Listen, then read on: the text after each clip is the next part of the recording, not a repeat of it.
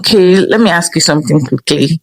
Have you ever tried to correct someone and in your mind you're genuinely helping? Maybe you pointed out something they did wrong, or you gave feedback, or you're just trying to be honest, and somehow the whole thing became worse.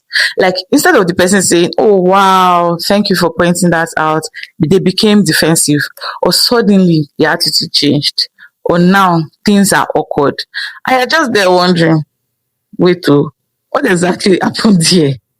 Because in your mind you were not wrong. Honestly, I've had moments like that, and that is why this chapter was very, very interesting for me.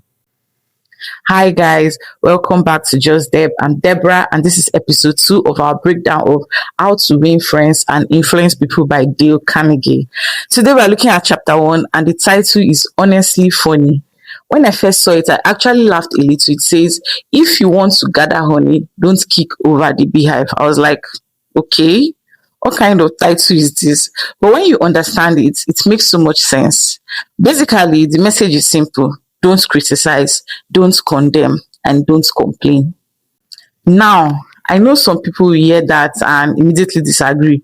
Even me. When I first read it, I was like, so what are you saying? We should just be smiling when people are misbehaving, or should you just ignore nonsense, Abby? But that's not what he means. He's not saying you should not address issues. He's saying the way you approach people matters more than you think. Because the truth is, most people do not like being attacked. And honestly, if we are being real, even you and I don't like it. You can be completely wrong, but once somebody comes at you harshly, your first reaction is usually not reflection, it's defense. You start explaining yourself, you start justifying. Sometimes you are not even listening anymore because all your energy is going into protecting yourself. And that's exactly what Carnegie talks about in this chapter. He shares stories of people who did genuinely terrible things but still believed they were right. That part was wild to me.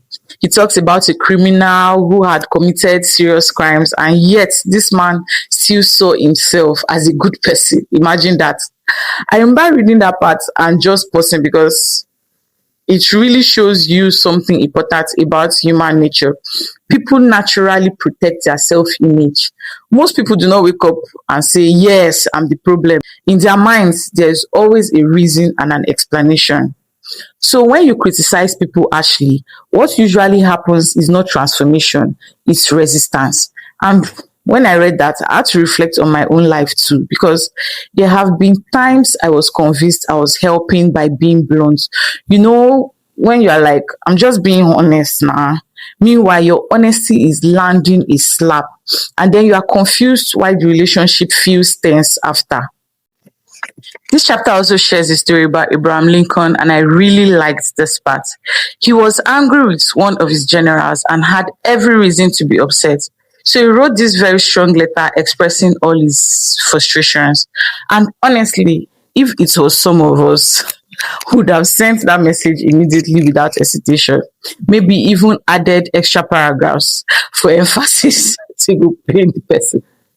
But Lincoln didn't send it. He wrote it, sat with it, and chose not to. And that was such a powerful moment for me because it shows emotional discipline. Sometimes in the heat of the moment, you feel like releasing everything in your mind will solve the problem, but not every thought needs to be delivered exactly the way you feel it. That lesson is so important, especially if you work with people. As a virtual assistant and executive assistant, I relate to this a lot. There will always be opportunities to get frustrated.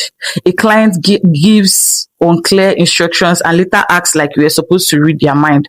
Or should we talk about when someone blames you for something that wasn't your fault? And your natural reaction is to immediately correct them or point out where they went wrong. But this chapter teaches something deeper. Before reacting, ask yourself, what is my actual goal here? Do I want to simply prove that I am right, or do I want a better outcome? Because those are not always the same thing. Sometimes being right can cost you influence, and that was a hard truth for me. So, no, this chapter is not teaching weakness. It's teaching silence, it's teaching wisdom, and it's teaching emotional intelligence. It's teaching you to understand that if you want real change from people, attacking their ego is usually not the way to get it. And honestly, I think this is something all of us can apply, whether in work, friendships, family, or business. So I want to know from you, have you ever corrected someone and it completely backfired? Or has someone corrected you in a way that made you shut down immediately? Let me know in the comments because I know we all have stories. And if you enjoyed this breakdown, subscribe so you don't miss episode 3. See you in the next one. Bye.